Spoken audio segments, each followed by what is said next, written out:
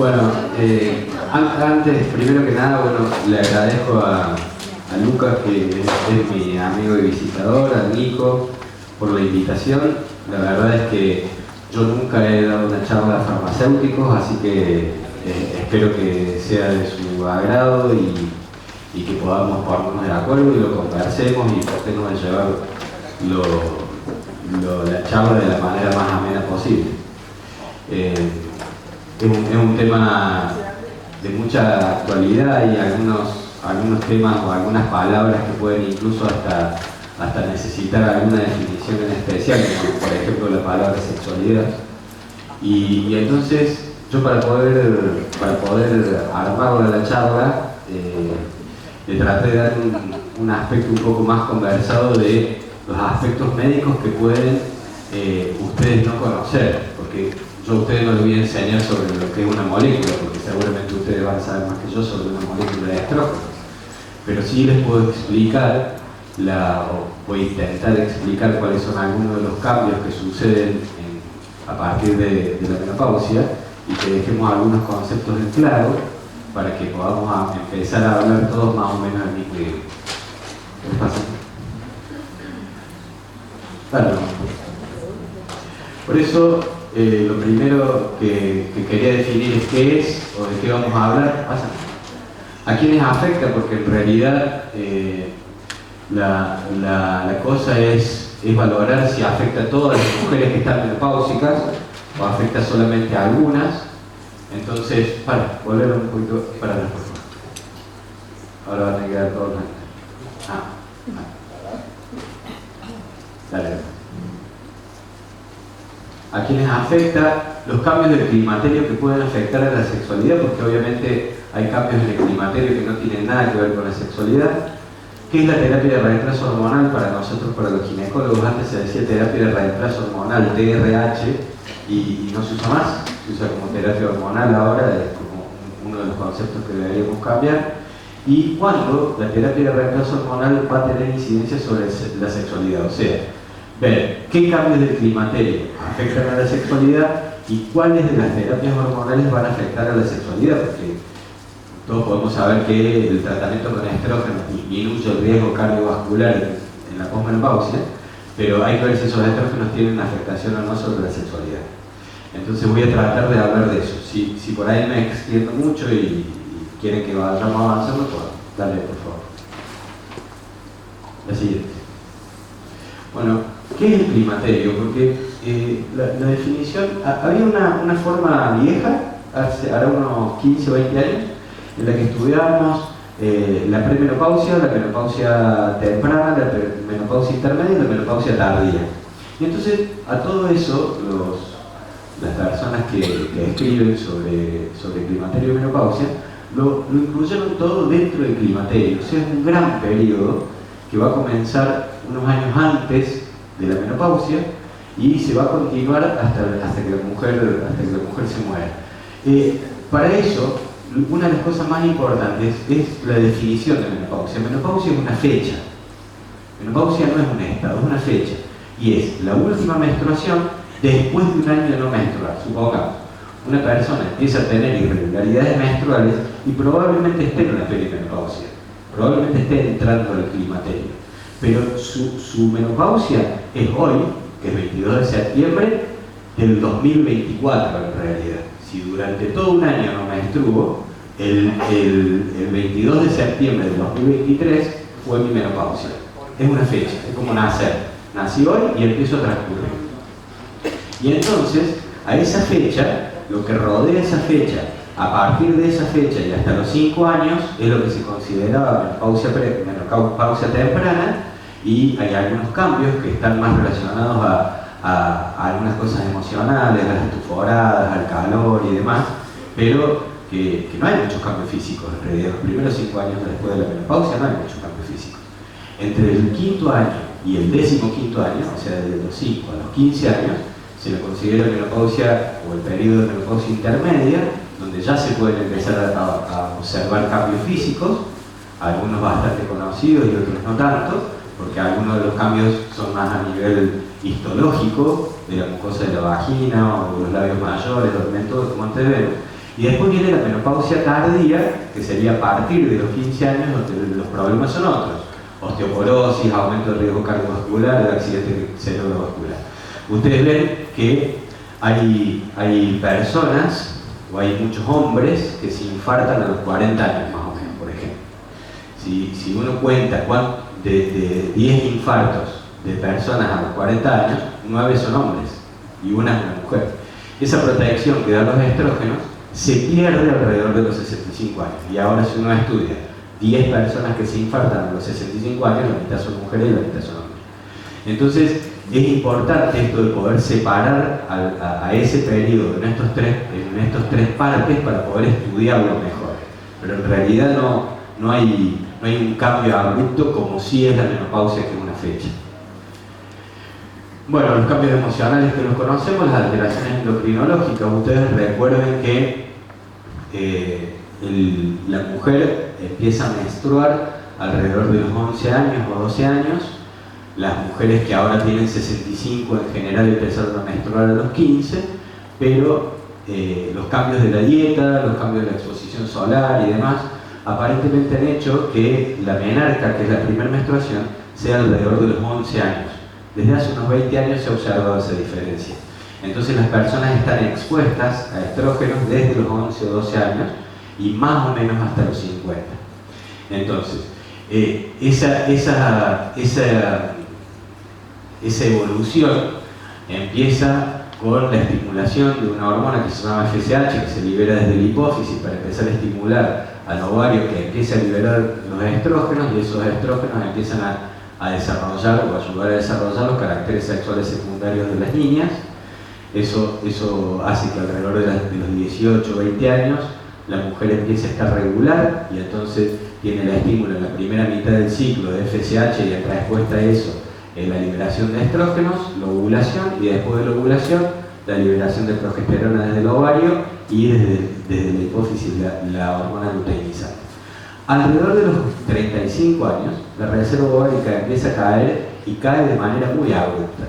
Es exponencial en realidad la caída de la reserva ovárica a partir de los 35 años, porque ella empieza a tener algunas ovulaciones, pero ovulaciones regulares de los 18 años, y a partir de los 35 ya no todos los meses ovula, y a partir de los 40 años la calidad de la ovulación es mucho menor. Entonces, esa característica en la que empieza a aumentar, el ovario se hace más resistente al FSH porque le cuesta más liberar estrógenos, y es lo que condiciona los primeros cambios a partir de los 40-45 años. Aumento de la FSH y niveles de estrógeno que no son, si bien son valores normales, no son óptimos. Y entre los 45 y los 50 años, el ovario deja de responder, cae el estrógeno, sube la FSH, y esa FSH alta, liberada por la hipófisis, tiene la característica de que, aparte de que no hace funcionar el ovario, genera producción de estronas en tejidos no ováricos. Ustedes recuerden que el estrógeno se produce principalmente en el ovario, con un núcleo de colesterol, pero también se produce en las suprarrenales y se produce en el tejido graso. Entonces las personas que tienen sobrepeso, a pesar de estar menopáusicas, pueden seguir liberando estrógeno y tener consecuencias malas por culpa de la liberación de estrógeno, como por ejemplo la hiperplasia endometrio o el cáncer de endometrio. ¿Me pasa la próxima? ¿Qué es la sexualidad? Porque definir climaterio es medio fácil, porque en realidad es un libro, uno pone, ustedes prueben alguna vez poner, en Google ponen climaterio y casi todos coinciden con la definición de climaterio. Ahora pongan sexualidad en el siglo XXI y la definición va a ser tremendamente dispar. Y entonces ustedes tienen la definición de ESI, de la ley, tienen la definición de sexualidad de algunas corporaciones o algunos estudiosos, y entonces en sexualidad se incluye básicamente todo lo que está relacionado con el sexo y con el placer sexual. No solamente el coito, al contrario les diría, que casi el coito no es sexualidad. En realidad la sexualidad se empieza a construir en la adolescencia o en la pubertad y se construye durante toda la vida. Y hoy nosotros que por ahí estamos como enfrentados a estas situaciones de diferencias de la percepción de género, aceptamos que existan cerca de 200 opciones diferentes de percepción de género, no 4, el heterosexual, el homosexual, no. 200 opciones distintas. Entonces esas 200 opciones distintas hacen que si yo necesito valorar la sexualidad de ella para ver si mejoró o empeoró con la menopausia, la tenga que comparar con ella misma. O sea, es imposible comparar la sexualidad de ella como normal con la de ella como anormal. No existe la sexualidad normal. Existe la sexualidad de cada persona y se tiene que comparar consigo misma para saber si en la etapa premenopáusica tenía cierta actividad que en la etapa posmenopáusica cambia. Voy a hacer algunas aclaraciones, algunas etapas, los cambios físicos que suceden en relación al climaterio y que pueden afectar a la sexualidad, que básicamente es por la ausencia de estrógeno, que se empiezan a observar recién a los 5 o 7 años después de la menopausia, y se caracterizan básicamente por la pérdida de la elasticidad de la vagina, por disminución de las almohadillas que produce el monte de Venus y los labios mayores, que hacen que muchas veces las personas que están posmenopáusicas tengan relaciones sexuales que pueden ser dolorosas porque el hueso del pubis toma contacto con el hueso del pubis de su pareja sexual, tanto masculina como femenina, y entonces eso puede generar a veces dolor. Otros cambios físicos que son muy importantes es que esta sequedad o resequedad vaginal hace que muchas veces el coito genere dolor, que se conoce como dispareunia, y si uno tiene que valorar la principal causa de la anorgasmia es la dispareunia. O sea, cuando nosotros vemos en el consultorio una mujer que se queja o que expresa que no tiene orgasmo, la causa más frecuente es el dolor. Y si la disminución de la elasticidad o la pérdida de la elasticidad de la vagina da dolor, por ende no van a tener orgasmo. Y no les voy a hacer levantar la mano, pero piénsenlo, ¿cuántas personas van a querer relaciones si genera dolor? Y encima no tienen orgasmo. Entonces, casi que ninguno podríamos decir. Después los cambios afectivos y de deseo, que eso es cierto. La disminución de los estrógenos y la disminución de la testosterona o de la ley de hidrotestosterona hace que disminuya el deseo también, pero aparte de algunos cambios afectivos en los que evidentemente ella misma, que la hemos puesto en el ejemplo, no va a tener el mismo deseo a los 15 o a los 16 años que a los 40 con su misma pareja sexual, que a los 50 o 60, porque cambia. En realidad uno al principio puede estar muy ilusionado, capaz volando un poco, y eso se va a perder. Y entonces, esto es lo importante, ¿cuándo es un problema en realidad? Porque para algunas personas, no tener relaciones sexuales coitales no es un problema. Hoy que estamos viviendo la etapa en la que el coito es una de las partes menos importantes de la relación sexual, hay que entender cuál era su actividad sexual antes de entrar en menopausia o antes de entrar al climaterio. Y entonces es muy importante para nosotros en el consultorio y me imagino que para ustedes cuando tienen que compartir un tratamiento o la gente les pide una opinión, es muy importante que ustedes expresen que la mujer se tiene que comparar consigo misma antes. Uno no puede esperar que si una persona tuvo una actividad sexual regular durante toda su vida, de golpe vaya a cambiar por otra y se tenga que comparar con otro tipo de actividad sexual. Entonces eso es muy importante y hay que individualizar a cada una de las personas para ver si esa persona está teniendo problemas en su sexualidad o no. Pasamos al próximo minuto. Bueno, ¿cuáles son las aclaraciones? Afecta más o menos al 30%, o sea, los problemas de la sexualidad afectan más o menos al 30% de las personas en climaterio. O sea, de 10 personas que entran en menopausia, la mayoría de las personas por lo menos no se quejan de problemas sexuales. Hay algunas que sí, y esas son las que generalmente consultan. Aunque no lo crean, hay un 10 o un 20% de incremento en la actividad sexual. Esos valores,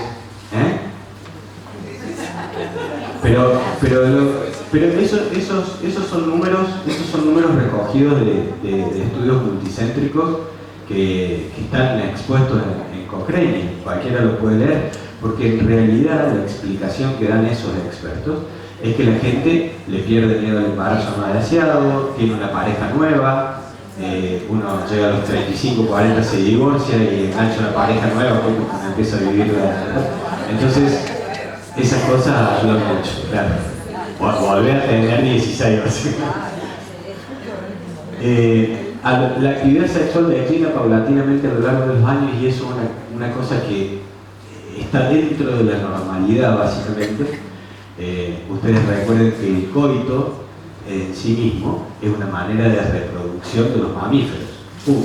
El único mamífero que tiene orgasmo es el ser humano. La única hembra que tiene clítoris es la mujer. Las perras no sienten placer cuando tienen relaciones sexuales.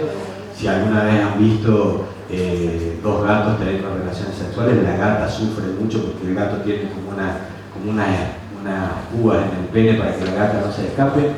Si vieron un potro montar una yegua, la muerde para que la yegua no se escape. O sea, el único mamífero que se puso de frente para tener relaciones sexuales fue el ser humano, porque es la forma de estimular el clítoris. Si no, la mayoría de los orgasmos son clitorianos, cerca del 90% de los orgasmos son clitorianos, y hay un 10% de los orgasmos que se dividen entre estímulos de las mamas y estímulos de la esfínter anal, pero la mayoría son clitorianos. Entonces, hay que entender que ese deseo y esa actividad sexual también normalmente disminuye, antes de entrar a la menopausia inclusive. No se puede relacionar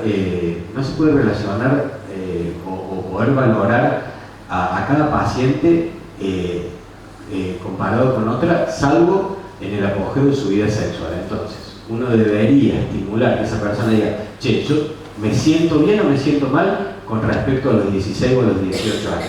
Bueno, probablemente me siento mejor porque no tengo miedo de un embarazo no deseado, probablemente me siento mejor porque no estoy más condicionada a estar con esa pareja sexual monogámica y por ahí está separada y entonces puede tener diferentes parejas sexuales, y entonces esas cosas hacen que a veces esa actividad sexual se incremente. Y esto, que es lo que siempre insistimos nosotros, ¿existe la sexualidad normal? No para nosotros. Entonces es necesario que cada persona se compare consigo mismo. Pásame.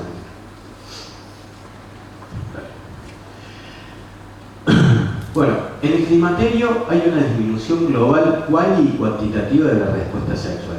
Cualitativa porque disminuye la calidad, la intensidad del orgasmo es diferente porque disminuye o se altera en realidad anatómicamente algunas partes de la vagina, se disminuye una cosa que se llama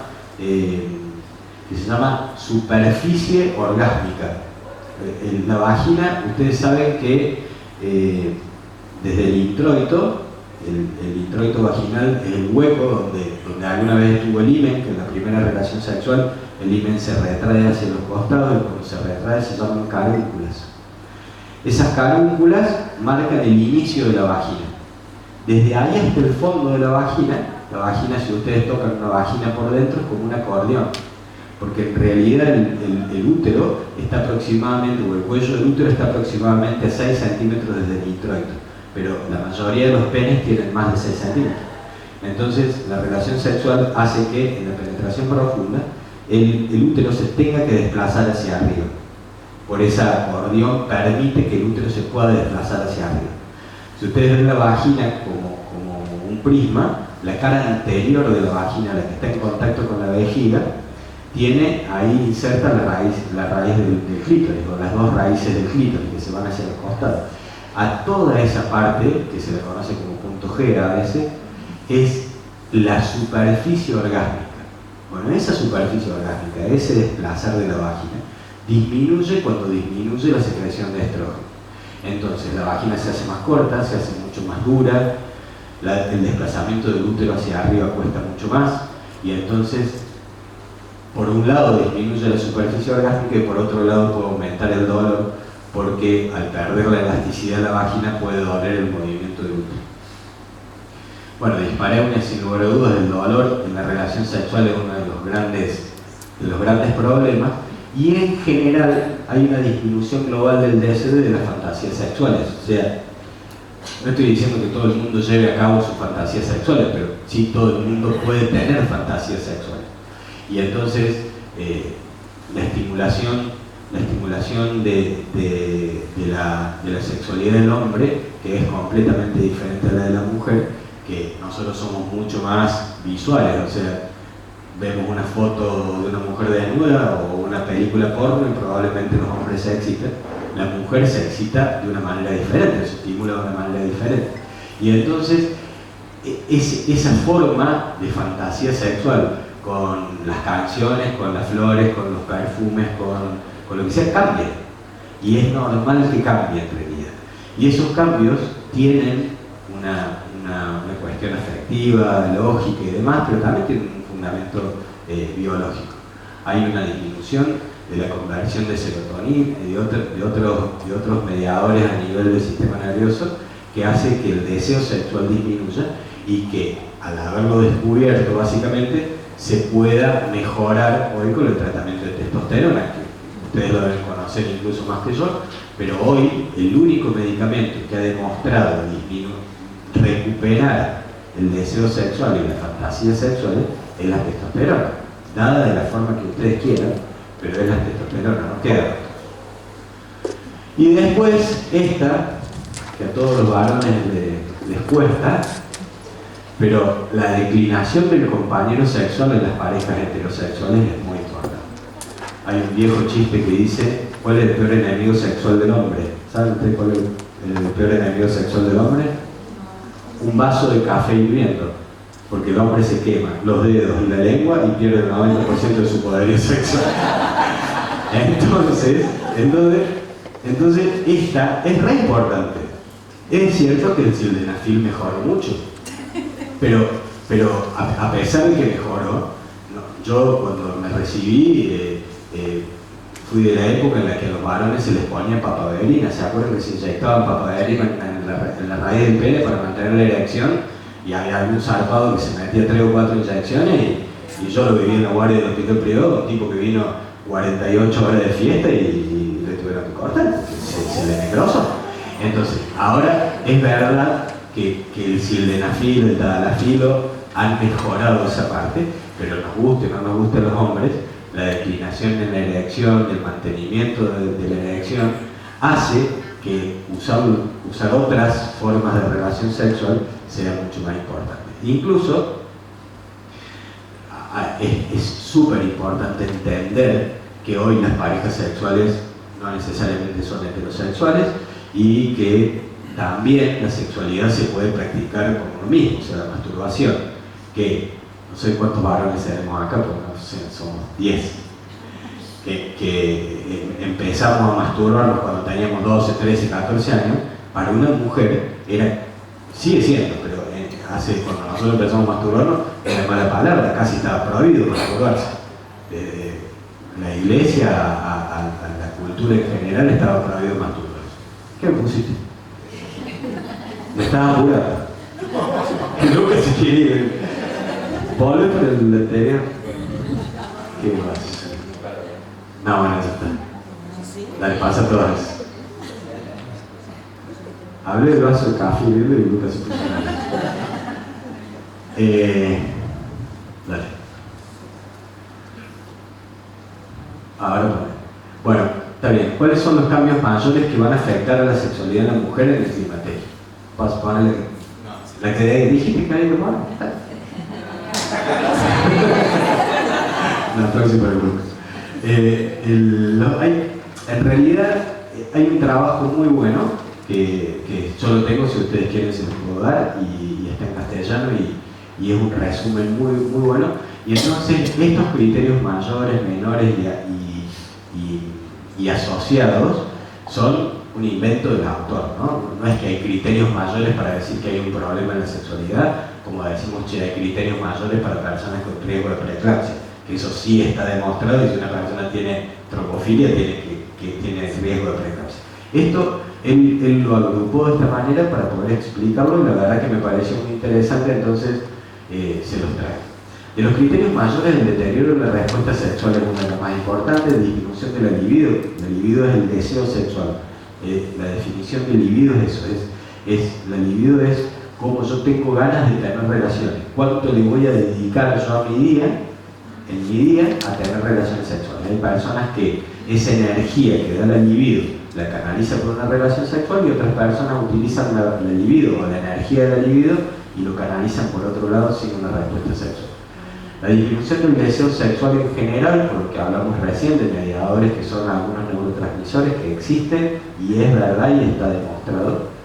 Disminución del número y de la calidad de los órganos, por lo que habíamos dicho, las alteraciones anatómicas de la vagina, por un lado, del clítoris por otro, el dolor en la relación sexual que disminuye el orgasmo.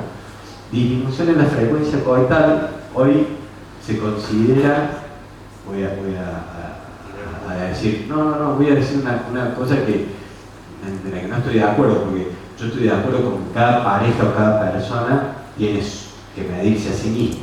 Pero se considera que una pareja tiene una actividad sexual regular, normal, cuando tiene 3 relaciones sexuales por semana.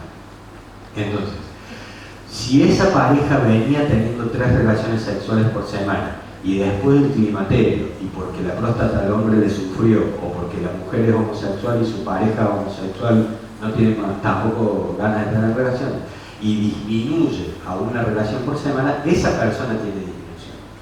Ahora, si antes... Bueno, seguimos así. ¿Sí?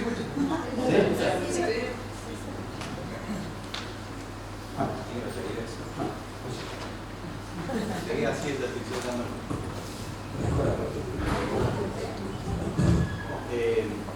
Si esa persona venía teniendo una relación, esa pareja venía teniendo una relación sexual por semana y ahora sigue teniendo una relación sexual por semana, esa pareja disminuyó, está igual, no cambió con respecto a la otra. Se debería comparar de esa manera. La disminución del interés sexual global, obviamente que va en relación al libido, o sea, la disminución de la libido así que tampoco tengan interés por una relación sexual, otras actividades que en este momento reemplazan de alguna manera la relación sexual.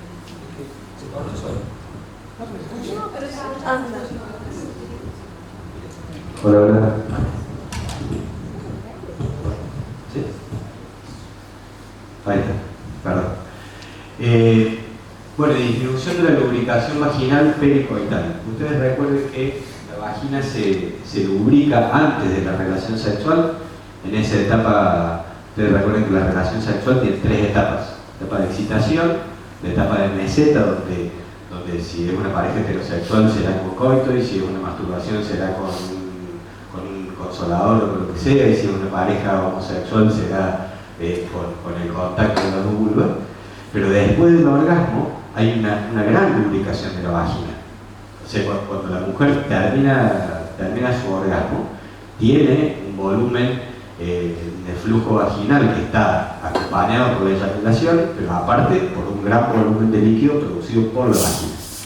Ese volumen de líquido disminuye también en la etapa postcoital. Y esa disminución es la que hace que en el momento de recuperación para una nueva relación sexual, un nuevo coito, sea mucho más lenta. Capaz antes esa misma mujer tenía 2 o 3 relaciones sexuales durante una noche y ahora le cuesta más generar dolor la segunda relación sexual. Bueno, algunos criterios que ellos le dicen menores, pero serían de menor importancia básicamente, no es que son criterios menores. Disminución de las fantasías, que es lo que hablamos, disminución de los contactos eróticos no coitales.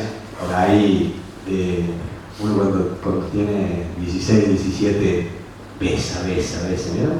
Nos damos besos, chapamos y no se termina nunca. En esta época por ahí eso disminuye un poco, es malo, salvo que uno tenga una buena relación sexual con su pareja y lo pueda compartir y lo pueda decir, bueno, me gusta tal cosa. Ustedes, es como bastante loco, ¿no? Pero esta no es una clase de sexología, pero poder decir lo que le gusta que le hagan es muy difícil. Por eso muchas veces conviene masturbarse, porque al ser autodidacta es más cómodo, básicamente, no hay que pedir nada. Pero es difícil pedir. La comunicación en la relación sexual es difícil. Yo no sé cuántos seremos acá, pero no sé, como 35, 40, y de verdad que no creo que muchas personas hayan ido al sexólogo, porque es difícil ir al sexólogo, es difícil hablarlo con el psicólogo, entonces por ahí está mucho más bueno tener una buena comunicación con la pareja. Esos son los contactos no coitales, ¿no? El coito es pito adentro de la vagina, nada más. Los cambios en menos de la actividad y la respuesta coital, también disminución de la satisfacción sexual, obviamente relacionado a orgasmos de menor calidad con dolor o con dispareunia. Es lo que dijimos recién. ¿Quién va a querer tener relaciones sexuales si eso le provoca dolor? Casi imposible. Sensación de dificultad para alcanzar el clímax. El clímax no es solamente el orgasmo, todo lo que circunda el orgasmo. Ese momento de mayor placer o de gran placer que se acompaña de sudoración, taquicardia, un montón de cosas que son cambios fisiológicos de un orgasmo, le costaría mucho más poder conseguir. Bueno, y vuelta de dispareunia, ¿no? Convengamos que en todos lados está la dispareunia. El dolor en la relación sexual es una cosa grave. Móstrame el otro. Y después el autor pone esto que son los criterios accesorios, ¿no? La hipotrofia de los órganos involucrados en la respuesta sexual, no solamente la vagina, porque por ahí la disminución de la turgencia de la piel, de la turgencia de las mamas, la vergüenza. Ustedes recuerdan que cuando una mujer, hay estudios que lo muestran y que lo marcan, como cuando la mujer está en esa etapa de excitación, al inicio de la excitación, la areola se pone de un color más rojo vinoso, el pezón se erecta, y todas esas respuestas en la perimenopausia están disminuidas, todas, no solamente la atrofia vulvar. Deterioro de la autoestima, bueno, esto es una de las cosas más importantes, ¿no? La mujer que no se ve linda a sí mismo, es re difícil que te crea que vos le estás diciendo que está linda. Es casi imposible, no, me estás mintiendo. No. Probablemente para la pareja sexual sí sea linda, pero si esa persona no se ve linda, casi no le creería. La disminución sexual orgánica de la pareja, bueno, lo que hablamos recién, si el Denafil les da una mano, pero imposibilidad sexual de la pareja por alguna enfermedad. Recuerden que la menopausia o el climaterio es una fecha, es proceso natural del envejecimiento, que el autor de este trabajo, de nuestro trabajo, dice, es un proceso natural del envejecimiento, pero podemos disminuir las consecuencias. Uno no puede no envejecer, va a envejecer, pero puedo disminuir el dolor en la relación sexual con la utilización oportuna de estrógenos, de óvulos, de lo que sea, y entonces eso ayuda mucho a esto. Pero los dos envejecemos. Entonces, si el compañero sexual no puede usar Viagra porque usa nitrito, porque tiene angina de pecho, bueno, sonar, ese chao, está liquidado. Pero si aparte creció un poco, el tipo creció un poco y no tiene problema tan importante, pero por ahí tiene Parkinson o Alzheimer o lo que sea, eso va a acompañar una disminución en la actividad sexual, es lógico, ¿no? Entonces, eso también es como muy importante. No es solamente el problema de la erección, es el problema de las otras enfermedades que aparecen junto con la edad. Algunas enfermedades psicológicas como la ansiedad, la depresión y el estrés. Ustedes recuerden que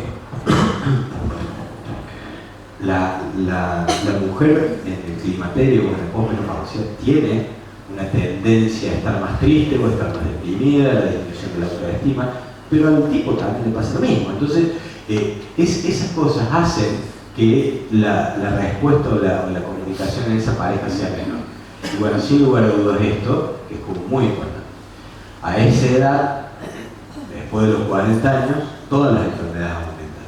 Los cánceres, la diabetes. Imagínense un hombre con diabetes, así como no le llega la sangre a la punta del pie, le tiene que cortar un dedo, tampoco le llega la sangre al pene, y si no le llega la sangre al pene no hay erección, ni con sildenafil ni con nada. Entonces, esas enfermedades crónicas hacen que disminuya mucho la respuesta sexual. Más o menos.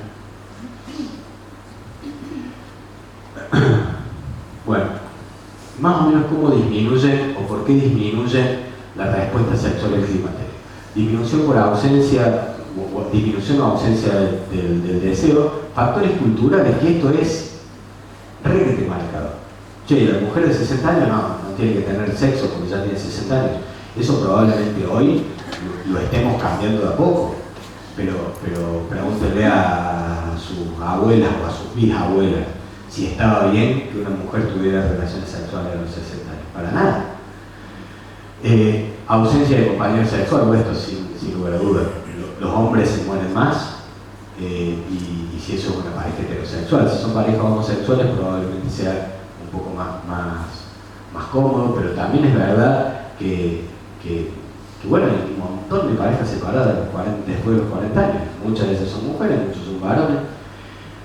La ausencia de compañero sexual no debería ser un problema porque la masturbación es una excelente relación sexual. Cabral dice que es el resumen de los mejores orgasmos. O sea, nadie se va a masturbar pensando en un fiero, ¿no? Se masturba pensando en otra, ¿no? Respuesta sexual pobre, respuesta sexual pobre o inadecuada, que es parte de esto que les decía. El estímulo hace que, por ejemplo, el pezón o la areola no se estimule. El dolor, de nuevo, aparece siempre, hay el dolor, y la menopausia. Y aumenta, ¿por qué? Es lo que decíamos recién. Nueva pareja sexual, y no necesariamente que sea más joven, ¿no? Porque es un buen momento. Dicen que en los primeros 7 meses de relación hay que decir todo. Lo que no dijiste en 7 meses no lo decimos. Entonces, si una pareja estuvo 20 años juntas, y bueno, ya le pasaron los 7 meses, pero en la próxima relación, en los 7 primeros meses, uno sí puede expresar, aparte es más grande, más adulto, lo que le gusta que le hagan, lo que le gusta hacer, y entonces eso es una cosa por la que aumenta en este 10 o 20% que dijimos la actividad sexual. Mayor privacidad, los chicos se fueron de la casa, el nido vacío tiene desventajas y ventajas, como por ejemplo este. Pérdida de temor al embarazo no deseado, la liberación. La liberación no es solamente de edad, ¿no? Una cuestión cultural. Bueno, hace unos años que evidentemente las mujeres han tenido un montón de cambios socioculturales, desde la maternidad tardía hasta que también se liberan en otras cosas, como por ejemplo la sexualidad. Mi abuelo se murió cuando tenía 50 años, mi abuela tenía 47, y mi abuela creo que nunca más se imaginó que podía salir con una persona. Ahora eso ha cambiado radicalmente. Las mujeres de 50 años, si el tipo está muerto o se separó, sí tiene la actitud o el deseo de búsqueda de una pareja sexual. Lo otro que aumenta mucho la vida sexual es la terapia hormonal de reemplazo. Y por ahí es muy importante. Nosotros nos hemos tomado ahora casi 30 minutos en hablar de por qué disminuye, y lo que yo les decía recién, el climaterio y la menopausia es parte del envejecimiento, pero no puede disminuir las consecuencias, y para eso está toda la terapia de reemplazo hormonal, que algunos son específicamente para la sexualidad. O sea, si una mujer utiliza testosterona y se pone un pellet de testosterona, no le va a disminuir el riesgo cardiovascular. Eso lo tiene que saber. Si yo voy a recetar un pellet de testosterona, a esa persona le tengo que decir, che, esto te va a mejorar el deseo sexual, pero no va a disminuir el riesgo cardiovascular, ni va a accidentes cerebrovasculares, ni te va a levantar las loras, ni te va a mejorar la atrofia vaginal, pero no lo hace. O sea, no, tampoco hay que mentir. Y el aumento de la actividad sexual es necesario. ¿Vete?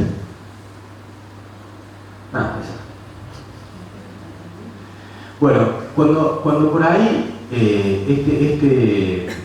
este autor investigó estas cuestiones de Cochrane, dice que había algunas cosas que antes de la menopausia estaban y ahora no estaban o se mantuvieron estables. Y se mantuvo estable, por ejemplo, la frecuencia de la masturbación, la frecuencia de los orgasmos. Una persona que podía conseguir el orgasmo en su vida sexual normal, cuando entra en menopausia también lo puede seguir consiguiendo. Ahora, que no tenga las ganas de ir a tener el coito y la relación sexual no significa que no consiga orgasmo cuando tiene relación. La satisfacción postcoital no cambia la mayoría de las veces, el placer de la sexualidad tampoco, y la excitación sexual frente a imágenes o fantasías, que esto es un poco más del género masculino que femenino, pero también existe. Dale. Bueno, y ahora, ¿por qué yo les decía, vieron, les decía, che, la menopausia es una fecha? Los primeros 5 años no hay mucho problema. De los 5 a los 15 hay un poco de problema, pero si uno compara a las mujeres, este trabajo se hace comparando mujeres de 55 años con la misma mujer a los 65. Entonces, si agarro a las mujeres de 55 años, el 15% tienen atrofia en la vulva. Pero si agarro mujeres de 65 años, o sea, el segundo número se corresponde con los 65. Si yo agarro mujeres de 65 años, el 66% tiene atrofia vaginal.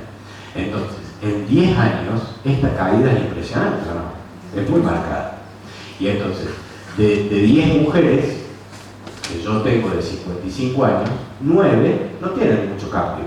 Entonces, lo más probable es que no nos golpee, aparte de nosotros, me duele, me tengo que poner estrógeno. Pero a los 65 años, la mayoría de las mujeres tienen atrofia vaginal. La atrofia de la vulva, la atrofia de la vagina, el descenso del útero, esto es lo que les decía recién. Ese útero, que normalmente, porque el perineo lo sostiene arriba, porque hay un grupo de músculos que lo sostiene arriba, todos esos músculos empiezan a aflojarse, a decaer por los embarazos, pero también por la falta de hormonas, hace que a los 65 años, el 34%, una de cada 3 mujeres tiene prolapso.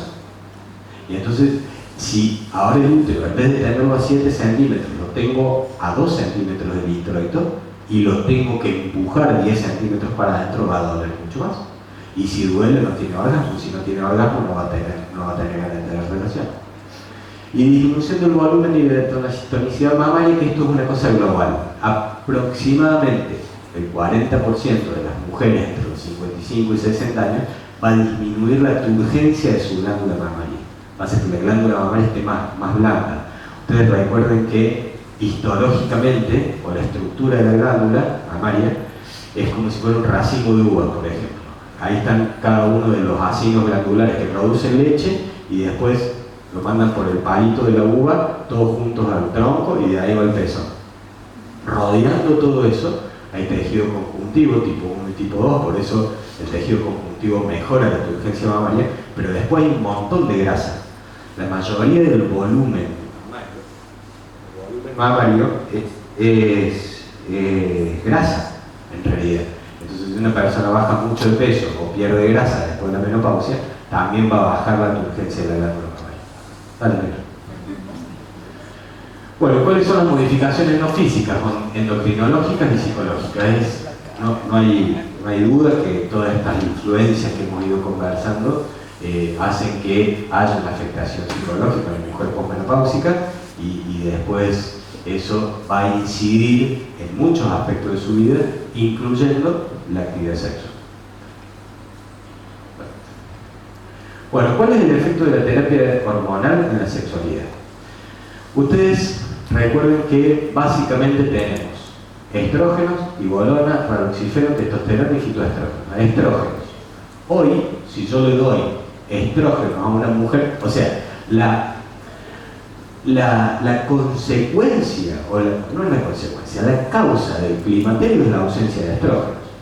Si yo una persona a los 35 años por un cáncer de ovario o por un cáncer de mama que es genéticamente parecido al cáncer de ovario, le tengo que sacar los 2 ovarios a una mujer a los 35 años, también le voy a entrar menopausia. O sea, la menopausia, la característica es que no haya estrógenos. Por la edad, de forma quirúrgica, por quimioterapia, porque es afectado, el ovario se afecta, por ejemplo, la quimioterapia que se utiliza para los linfomas o para las leucemias. Yo me quedo sin estrógenos, esa persona entra en menopausia. Entonces, darle estrógenos es la forma de no dejarla entrar en menopausia, y eso sería lo más fácil. ¿Cuál es el problema de darle solamente estrógenos a una persona? Los estrógenos, si bien tienen un montón de beneficios, también tienen consecuencias potencialmente malas.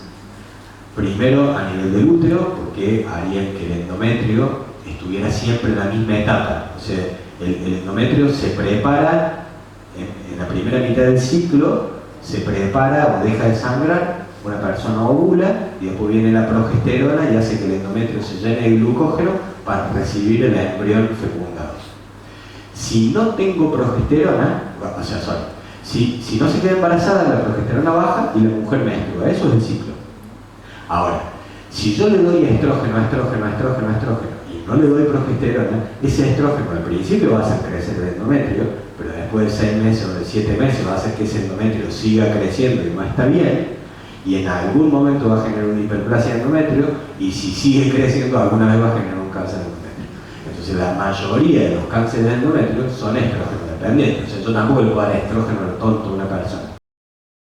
Y por otro lado, aumenta el riesgo de los cánceres de mama dependientes de estrógeno y aumenta el riesgo del trombocitopenia profunda. Entonces, uno tiene que equilibrar básicamente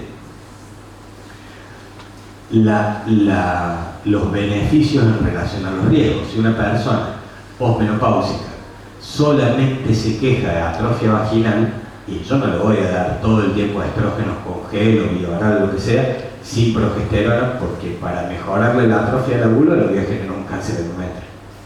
Entonces, a los estrógenos normalmente se los asocia con progesterona, principalmente si la persona tiene útero, ¿no? Si la persona no tiene útero, porque fue histerectomizada por otra causa, puede utilizar estrógenos solos con controles ginecológicos frecuentes para valorar cáncer de mama. Y obvio que se hace una valoración completa de los riesgos de usar estrógenos. Si una persona está usando o tiene SAF, síndrome antifosfolípido, que es una de las trombofilias más frecuentes, que la trombofilia adquirida más común, y esa persona tuvo 7 u 8 abortos y tuvo que usar heparina durante su embarazo, no le pueden dar estrógeno. No se puede estar contraindicado al estrógeno a una persona con trombofilia. Entonces, si bien es lo mejor, no se lo puede dar a todo el mundo, ni durante tiempos prolongados. Hay 2 estudios muy buenos que demuestran que, si bien el estrógeno da más riesgo de cáncer de mama, la gente se muere menos. ¿Y por qué se muere menos? Porque la gente que está haciendo terapia hormonal de reemplazo va al médico, y entonces se hace la mamografía, se descubren los cánceres de manera temprana, y entonces la gente no se muere. La tibolona, ustedes saben lo que es un símil bloqueador, en realidad un bloqueador de los receptores de estrógeno, pero no tiene beneficios a nivel sexual. La tibolona calma los síntomas climatéricos, pero no va a mejorar la atrofia vaginal, no va a mejorar la atrofia de la vulva, no va a recuperar la turgencia mamaria y mucho menos el deseo. El raloxifeno, ¿se acuerdan que el raloxifeno hace unos 15 o 20 años parecía ser fantástico y lo usamos, y después se dejó de usar porque la verdad es que fue reemplazada de manera mucho más segura por la tibolona, pero ahora hay 2 moléculas nuevas, capaz ustedes sepan más que yo de eso, que se están estudiando, están en etapas de investigación, pero probablemente se empiecen a usar en los próximos años. Después están los fitoestrógenos, salteo la testosterona y muy bien los fitoestrógenos, que son los que vienen con la soja. Calman un poco los síntomas, pero son inversos, tampoco sí. Y esto sí, testosterona sí. Entonces, yo debería combinar hoy estrógenos con progesterona en mujeres que tienen útero con testosterona. Ahora, hay un montón de detractores de la testosterona. Me entusiasmo cuando me escucho así. Sí, tengo como voz de otro. Ponelo. Sí, mamá, me voy a pásalo. Bueno, mejora el trofismo, la lubricación, la vascularización, la sensibilidad cutánea en general, no solo la vaginal. Es el medicamento que mejor disminuye la dispareunia, disminuye los síntomas urogenitales, mejora la plataforma orgásmica, que era esto que les decía de la superficie, y aumenta la predisposición a la actividad sexual porque tiene una vida sexual más plena, en realidad. ¿No mejora qué? El deseo. El problema que tiene, el problema que tiene el estrógeno es que no va a mejorar el deseo. Voy a mejorar la vagina, voy a tener una mucosa vaginal mucho mejor, voy a disminuir la dispareunia, pero no va a mejorar el deseo. No devuelve el deseo, no devuelve las fantasías sexuales y no mejora esto que es la respuesta clitoridiana, que esta es una de las situaciones en las que se ha usado sildenafil en algunas mujeres. ¿Ustedes lo vieron? ¿Lo han tenido como preparado? Bueno, el clítoris estructuralmente es igual que el pene. Y entonces necesita, cuando se estimula, tiene una erección y esa erección mejora con sildenafil. Entonces, en algunas mujeres hay que hacer una anamnesis muy minuciosa para darse cuenta que lo que tiene es anorgasmia porque no tiene crecimiento del clítoris durante la relación sexual. Pero si uno lo pudiera encontrar y descubrir, el sildenafil es una buena opción para esas mujeres. Bueno, no aumenta el libido y no aumenta el placer. O sea, el estrógeno solo sirve básicamente para mantener la cuestión estructural de la mujer sin cambios. Pero el estrógeno, yo a la persona esa le doy estrógeno y no voy a mejorar la serotonina, por ejemplo. Voy a mejorar la liberación de serotonina o de oxitocina. Eso lo tiene que saber. Dale. Y estos son los andrógenos. Y acá sí. Entonces yo tengo que combinar andrógenos, que testosterona es buena. Ambos, tanto la testosterona como la dehidro, los dos mejoran el deseo, mejoran el placer, mejoran la libido. Y después tenemos estos, los detractores.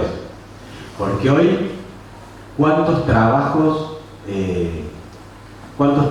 randomizados, doble ciego, hay que demuestren que la testosterona mejora el deseo? ¿Vos podés cuantificar el deseo? No se puede cuantificar el deseo. Así, escalas de... Viste que para poder valorar cosas tan subjetivas, hacemos escalas. La escala del dolor, esta que está buena, que va del 1 al 10, el 10 es el dolor más tremendo que uno se puede imaginar, y uno lo puede comparar consigo mismo. O sea, yo le doy un ketorolac a una persona que está con dolor 10 sobre 10, y esa persona le baja a 6 sobre 10. Pero probablemente mi dolor de muela, a vos te duele menos, y para vos no era 10 sobre 10, era 8 sobre 10. Más que son mujeres y les duelen menos las cosas normalmente. Pero independiente de eso, es muy difícil poder evaluar el deseo. Entonces, hoy hay muchos autores que no están tan seguros de darle testosterona a todo el mundo, y no hay laboratorios que fabriquen testosterona para poder ser administrada. Ustedes recuerden que nosotros ahora le damos los parches de testosterona, que un varón con un problema en las gónadas tiene que usar un parche por día. Capaz a las mujeres nosotros le damos un cuarto del parche. Hacemos que el parche lo corte en 4 y se ponga un cuartito cada 2 o 3 días. Pero es medio artesanal, ¿no? En serio. El pellet es artesanal. Si yo digo, voy a dosarle testosterona a ella, y a mí me dice que ella tiene, no importa, no voy a hablar de unidades, ¿no? Tiene 10, y yo, bueno, como ella tiene 10, le voy a poner 30 de testosterona, pero es todo artesanal. Yo puedo poner un pellet y que dure 1 año para una mujer y que dure 3 años para otra mujer. Entonces hoy el manejo de la testosterona, o el manejo en realidad del deseo, del placer y de la libido, que es la energía, la libido es la energía que me estimula a buscar una relación sexual. La valoración de esto es muy difícil, y por eso es que todavía no nos ponemos de acuerdo con respecto a testosterona. Con respecto a estrógeno sí nos ponemos de acuerdo. Cuando una persona a nosotros o a ustedes les pregunte por atrofia vaginal, ustedes le pueden dar óvulos de estrógeno sin ningún problema. El óvulo de estrógeno no le va a hacer mal un cáncer de mama, no le va a dar mayor trombosis venosa profunda, no le va a dar nada malo. El óvulo local no le va a dar nada malo. Lo único que sí por ahí, un consejo es que si van a utilizar óvulos de estrógenos, que los primeros 3 o 4 meses usen día por medio, porque como la vagina está tan atrofiada, todo lo que pongan entra, y entonces se absorbe mucha cantidad, y después de que ya la vagina empezó a mejorar un poco, tienen que usarlo todos los días, porque en realidad crece el epitelio de la vagina, entonces se va a absorber menos. Ahora, si ustedes le van a poner el Rotagel, ¿se acuerdan? Si ustedes le van a poner, viene una persona y dice, che, estoy con síntomas de menopausia, no, ponete el Rotagel, no pasa nada, y dentro de 2 años va a tener un cáncer de endometrio. Entonces hay que tener un poco más de cuidado, porque eso sí está demostrado, eso sí está estudiado. El estudio WI y el estudio PEPI Trial, que fueron los dos estudios grandes que se hicieron de terapia de reemplazo hormonal y cáncer de mama, tienen seguimiento a 20 años, o sea, no fueron estudios malos, fueron estudios que se empezaron en la década del 90 y nosotros estamos en 2023 y todavía esas personas siguen controlándose. Entonces nosotros sabemos ahora que más de 7 u 8 años de terapia de reemplazo hormonal con estrógenos aumenta el riesgo relativo de cáncer de mama de una manera tan importante que, bueno, no hay que usarlo más. 7, 8 años y se terminó, no le puedo seguir dando estrógeno a esa persona. Tengo que buscarle la variante. Se la buscaré con tibolona, se la voy a buscar con raroxifeno, con fitoestrógeno, con lo que quiera, pero la voy a tener que cambiar. ¿Estamos? Con testosterona eso no se sabe. Eso está en investigación. Es buena la testosterona, insisto que es el único medicamento que hoy mejora el deseo, mejora el libido, pero no sabemos si tiene consecuencias peligrosas, que no creemos, la verdad parece que no, y tampoco sabemos cuántos años se va a poder usar. Pero tampoco hay un PEPI Trial o un WI para cáncer de mama y estrógeno en relación a testosterona y algunas de las consecuencias que pueda tener la testosterona. No están ni siquiera en curso en este momento. O sea, tampoco vamos a poder juntarnos dentro de 20 años a charlar sobre esos resultados. Pasa muy próximo. Bueno, otros que se pueden usar, tibolona, radoxifeno y los fitoestrógenos, no sirven para nada. No se usan. No se usan a nivel de la sexualidad, ¿no? Por favor, que vamos a... ¿Qué nos llevamos a casa? La historia clínica es súper importante. No puedo comparar deseo con otra persona deseo. No existe la unidad de deseo. El tratamiento con estrógenos siempre es la primera línea con los cuidados que corresponden. Una historia clínica exhaustiva, si a ustedes les van a una persona de 50 años con su control ginecológico al día, y dice, tengo muchos síntomas, y ustedes quieren, le pueden recetar anticonceptivos orales, le va a hacer bien. No le receten, es linda, ¿no? Porque tiene progesterona sola, no le va a servir. Recetar algún estrógeno conjugado con alguna progesterona. Pero se lo pueden dar. Si le dan 1 mes o 2 meses hasta que vaya al ginecólogo, no le van a hacer daño. La testosterona es el único que mejora el deseo sexual y el clímax, eso no hay dudas, no hay otra opción. La testosterona en todas sus formas, ¿no? Convengamos que en todas sus formas. Siempre hay que individualizar a cada situación de manera correcta y siempre en comparación con la actividad sexual previa. Siempre, eso es como muy importante, tiene que ser un mensaje para llevar a casa, ¿no? No hay chance, ustedes pueden sentarse a conversar con 10 mujeres y las 10 mujeres tienen una actividad sexual distinta. La visión multidisciplinaria es la mejor de las opciones terapéuticas y no hay duda, porque a ver, es imposible que el ginecólogo en 15 minutos o en 10 minutos haga una valoración correcta de toda la sexualidad e inicie un tratamiento completamente correcto de la sexualidad. Es imposible que un farmacéutico en la farmacia dé correctamente el resultado de la sexualidad. Está mal y es imposible que lo haga un sexólogo, no lo puede hacer un urólogo y no lo puede hacer un psicólogo. Ahora, si esa persona lleva este mismo problema a cada uno de esos especialistas y todos esos especialistas valoran su aspecto del problema, o sea, yo no puedo valorar a una persona porque yo no soy sexólogo para nada y no hago urogineco, así que yo tampoco podré operar un prolapso, pero sí puedo tratar a una persona con atrofia vaginal. Entonces yo la trato con atrofia vaginal, el psicólogo le dará la contención psicológica de la y el urólogo hará lo que tenga que hacer para la incontinencia de orina, ¿no? Así que eso es todo, amigos. Yo creo que los mensajes para la casa son como importantes y son el resumen de la charla. Bueno, están locos de venir un viernes, pero...